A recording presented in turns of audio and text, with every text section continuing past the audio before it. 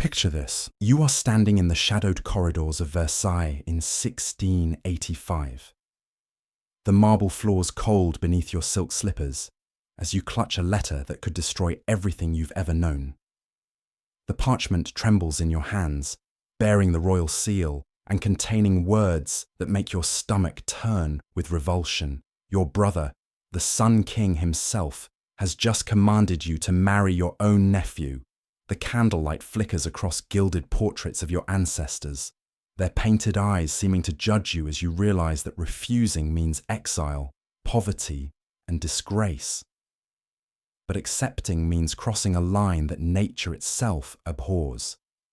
The heavy perfume of the court cannot mask the stench of corruption that permeates these golden halls, where family trees have become twisted webs of forbidden desire and political necessity. Your hands shake as you break the wax seal, knowing that whatever choice you make will haunt you until your dying breath. This is not a tale of romantic love or fairy tale endings. This is the horrifying reality of royal incest, where crowns were kept within bloodlines through marriages so twisted that they would make modern society recoil in horror. Before diving into these forgotten stories of power and perversion, if you enjoy uncovering the darkest truths of history, consider hitting that like button and subscribing for more content like this. And please comment below to let me know where you're listening from. I find it incredible that we're exploring these disturbing chapters of our past together, from different parts of the world, connected across time and space by our shared fascination with the shadows that lurk behind golden thrones. The practice of royal incest wasn't an accident or aberration. It was a calculated strategy employed by monarchs across centuries and continents, a deliberate choice to keep power concentrated within the sacred bloodline. When we think of kings and queens, we imagine romance, chivalry, and noble sacrifice. The reality was far more sinister. Royal families turned their own children into chess pieces in a game where the stakes were absolute power and the currency was human dignity. Throughout history, from the pharaohs of ancient Egypt to the Habsburgs of Austria, royal families discovered that marriage was the ultimate political weapon. But when you've already conquered neighboring kingdoms and eliminated external threats, where do you find suitable marriage partners for your heirs? The answer, according to royal logic, was disturbingly simple. You look within your own family tree, no matter how closely related the branches might be. The Egyptian pharaohs pioneered this practice with a thoroughness that would shock even the most jaded historian. Cleopatra VII, the legendary Queen of Egypt, was not just the product of generations of brother-sister marriages. She was herself married to her younger brother, Ptolemy XIII, when she was 18, and he was 10 years old. This wasn't considered unusual or immoral by Egyptian royal standards. It was expected, even demanded by religious doctrine that declared the pharaohs to be living gods whose divine blood must not be diluted by mixing with lesser mortals. The Ptolemaic dynasty, which ruled Egypt for over 3 centuries, maintained power through a systematic program of incestuous marriages that would make a modern geneticist weep.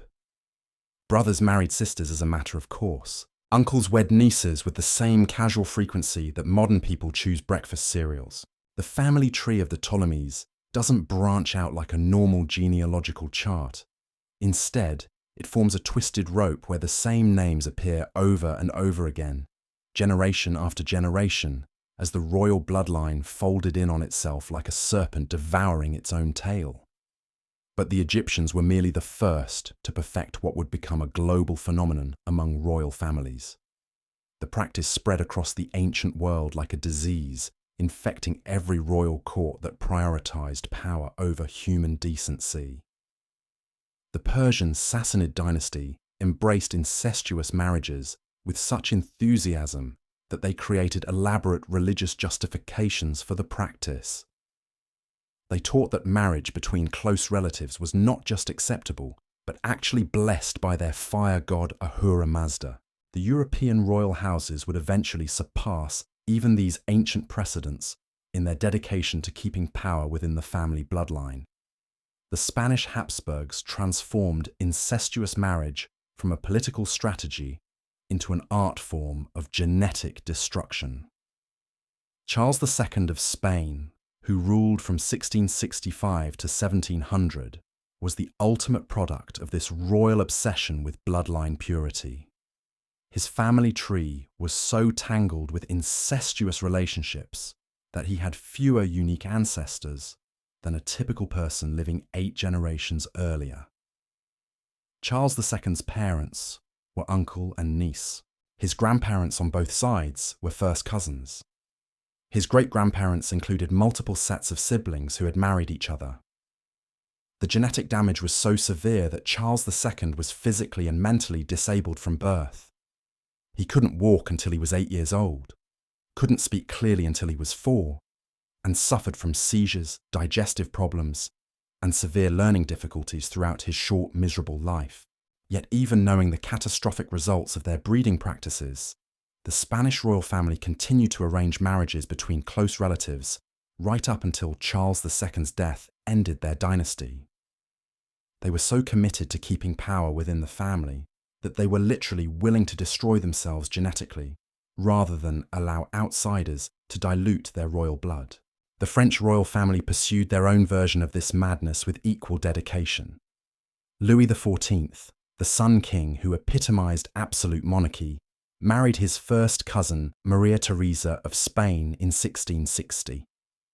This union was arranged when Maria Theresa was an infant, and Louis was barely out of childhood himself. Neither had any choice in the matter. Their marriage was a political treaty, disguised as a wedding ceremony, designed to unite the French and Spanish crowns under Habsburg influence. But Louis XIV's personal preferences ran toward even more forbidden territory. Historical documents reveal his intense romantic obsession with his own niece, Marie-Louise d'Orléans. Court observers recorded that the Sun King would spend hours alone with Marie-Louise in private chambers, engaging in conversations and activities that scandalized even the notoriously permissive French court. When political necessity required Marie-Louise to marry Charles II of Spain, Louis XIV fell into such a profound depression that courtiers feared for his sanity. The English royal family contributed their own chapter to this history of institutionalized incest through the complex marital arrangements of the Tudor dynasty. Henry VIII, famous for his 6 wives and brutal treatment of those who displeased him, was himself the product of a carefully calculated incestuous union. His parents, Henry VII and Elizabeth of York, were third cousins whose marriage was arranged to unite the warring houses of Lancaster and York after the Wars of the Roses. Henry VIII continued this tradition by pursuing marriage alliances that prioritized political advantage over genetic diversity. His daughter Mary I married her first cousin, Philip II of Spain, a union that produced no children and contributed to Mary's reputation as Bloody Mary due to the physical and psychological problems that may have resulted from her inbred heritage. The practice reached its most systematic and horrifying expression in the royal courts of medieval Europe, where marriage alliances were negotiated like military treaties and consummated regardless of the age, consent, or family relationship of the parties involved. Young girls barely past childhood were married to uncles, nephews, and even stepfathers in arrangements that served dynastic interests while destroying individual lives. These marriages were not mere formalities. They were expected to produce heirs who would continue the royal bloodline, regardless of the genetic consequences or psychological trauma inflicted on the participants. Royal women became breeding stock in a eugenics experiment designed to concentrate political power rather than improve human genetics. The systematic nature of royal incest reveals something deeply disturbing about the nature of absolute power and the lengths to which people will go to maintain their grip on authority. These weren't isolated incidents of moral failure or individual perversion. They were institutional practices supported by elaborate religious, legal, and cultural justifications that transformed the most basic human taboos into royal obligations. The psychological mechanisms that enabled these practices reveal the terrifying power of institutional conditioning. royal children were raised from birth to understand that their bodies belong not to themselves, but to the state. Their marriages, their sexuality, their reproductive capacity, all were resources to be deployed by the crown in service of dynastic survival. Personal desire, individual consent, even basic human dignity became luxuries that royalty simply could not afford. Consider the case of Isabella of Valois, who at the age of 6 was betrothed to her own grandfather's brother, a man over 60 years her senior. She spent her childhood knowing that her wedding day would also be the day she would be delivered to a stranger, old enough to be her great-grandfather. Court records describe how young Isabella would wake screaming from nightmares about her impending marriage, begging her parents to release her from the arrangement. Her pleas were dismissed as childish hysteria that would pass once she understood her royal duty. The wedding ceremony took place as scheduled when Isabella turned 14. Contemporary accounts describe a bride so terrified that she had to be carried to the altar by guards, her wedding dress soaked with tears and her hands bound to prevent her from fleeing. The groom, now 71 years old, and suffering from gout and various age-related ailments, could barely stand during the ceremony. Yet the marriage was consummated that very night, witnessed by court officials who recorded the event for posterity as if documenting a successful military campaign. Isabella died in childbirth less than 2 years later, her body too young and damaged to survive the pregnancy that resulted from this arranged horror. Her death was recorded in official chronicles as a tragic but necessary sacrifice for the stability of the realm. The child she died bringing into the world lived only 3 days, another casualty of the genetic devastation that royal incest inevitably produced.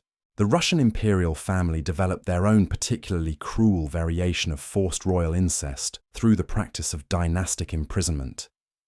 Young royals who showed reluctance to participate in arranged incestuous marriages were confined to monastery-like compounds, where they were subjected to psychological conditioning designed to break their resistance. These facilities, hidden away in remote castles and fortified estates, operated like medieval conversion camps, where royal children learned to suppress their natural revulsion toward incestuous relationships. Princess Anastasia Romanova, sister to Tsar Ivan IV, spent 3 years in one such facility after refusing to marry her first cousin. During her confinement, she was subjected to daily sessions with court theologians who explained how resistance to royal marriage arrangements was equivalent to treason against God himself. She was forced to memorize religious texts that had been deliberately mistranslated to suggest divine approval for incestuous unions among the chosen bloodlines of earthly rulers. The psychological torture continued with elaborate ceremonies designed to normalize the concept of intimate relationships with family members.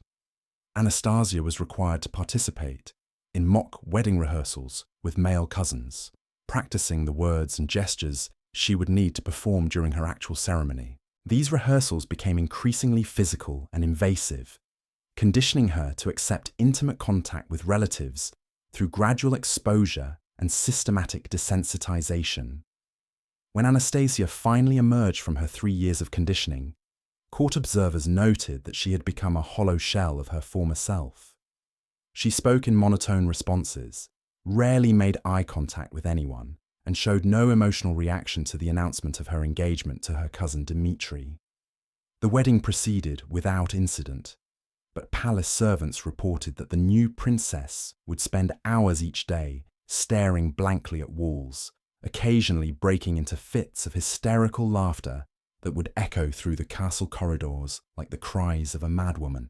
The German principalities perfected the administrative aspects of royal incest through the development of sophisticated genealogical bureaucracies tasked with identifying optimal breeding combinations within extended royal families. These offices, staffed by scholars and clerks who spent their days constructing elaborate family trees and calculating degrees of genetic relationship, operated with the cold efficiency of modern corporate human resources departments. Marriage proposals were evaluated using complex mathematical formulas that weighed political advantages against genetic risks.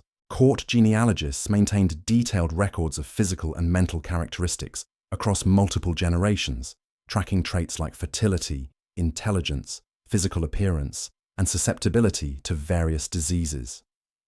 They used this data to predict the likely outcomes of proposed unions, recommending matches that would strengthen desired royal characteristics while minimizing the risk of obvious genetic defects.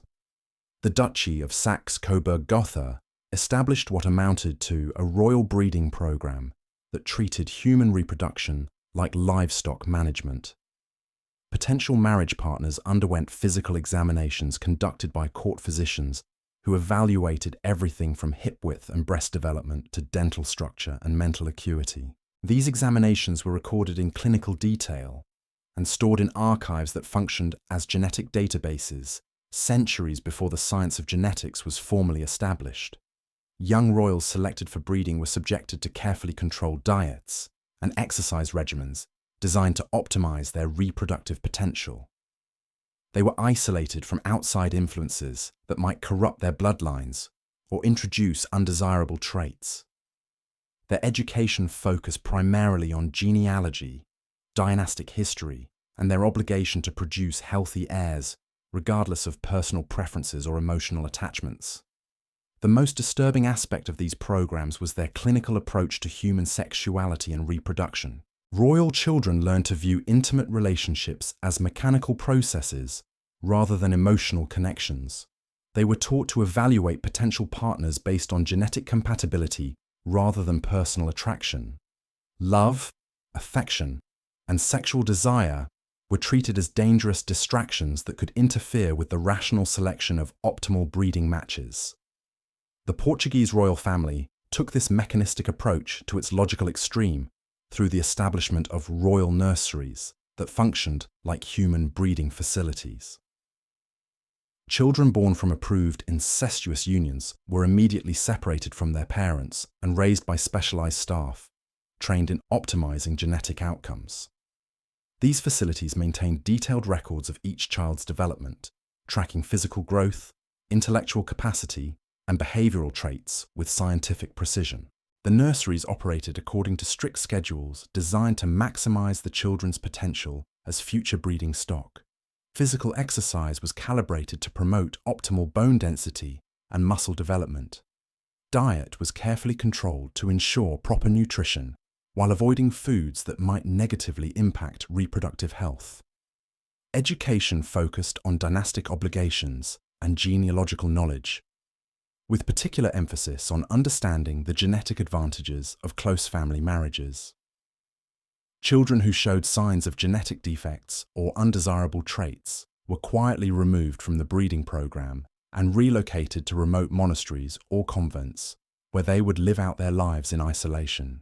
Those who met the program's standards were gradually introduced to potential marriage partners, selected from carefully maintained lists of genetically compatible relatives. The selection process began when children reached adolescence and underwent comprehensive evaluations that assessed their suitability for various breeding combinations. Physical examinations documented every aspect of their development, while psychological assessments evaluated their willingness to participate in arranged incestuous marriages. Children who showed excessive resistance to the program faced reconditioning designed to eliminate their objections. These reconditioning processes involved a combination of psychological manipulation, religious indoctrination, and physical coercion that gradually broke down the natural barriers against incestuous relationships. Young royals were isolated from outside contact and subjected to daily sessions with court-appointed counselors who systematically demolished their resistance to dynastic obligations. The conditioning sessions followed a predictable pattern of psychological devastation. Young royals would be presented with detailed genealogical charts showing how their resistance endangered the entire dynastic structure. They were forced to memorize lists of ancestors who had supposedly sacrificed personal happiness for the greater good of the bloodline. Court historians would recite endless stories of royal children who had initially resisted arranged marriages, but eventually found fulfillment in their dynastic duties. The most insidious aspect of these programs was how they weaponized religious doctrine to justify the unjustifiable. Palace chaplains developed elaborate theological arguments claiming that God had specifically blessed certain bloodlines with divine authority, making it a sacred obligation to preserve that blessing through strategic intermarriage. They taught that diluting royal blood through unions with commoners was equivalent to blasphemy against the divine order itself. Young princesses were particularly vulnerable to this religious manipulation. They were told that their wombs were sacred vessels entrusted with carrying forward God's chosen lineage. Any reluctance to marry within the prescribed family circle was framed as a betrayal of their spiritual calling. Court records preserve heartbreaking testimonies from young women who begged to be allowed to enter convents rather than submit to marriages with their own relatives, only to be told that their highest religious duty lay in producing heirs for the crown. The Bavarian royal house developed perhaps the most sophisticated system of psychological control through the creation of elaborate court ceremonies that normalized incestuous relationships. These rituals, conducted with all the pageantry and religious solemnity of traditional weddings, gradually desensitized participants to the fundamental wrongness of what they were being asked to accept. The ceremonies began months before the actual wedding with elaborate courtship rituals between family members. Young royals were required to exchange love letters with their designated relatives, compose poetry celebrating their future union, and participate in romantic dances during court festivities. These activities were carefully choreographed to create artificial emotional bonds between individuals who should have maintained appropriate family boundaries. The twisted legacy of royal incest stands as one of history's most disturbing testaments to the corrupting nature of absolute power. From the pharaohs of Egypt to the Habsburgs of Europe, these dynasties sacrificed their own humanity on the altar of political control, turning family bonds into chains of genetic destruction. The marble halls of their palaces still echo with the cries of children forced into marriages that violated every natural law, their suffering hidden beneath layers of gold and ceremony. These stories remind us that power unchecked by moral boundaries inevitably devours even those it claims to protect, leaving behind only the hollow shells of what were once human beings.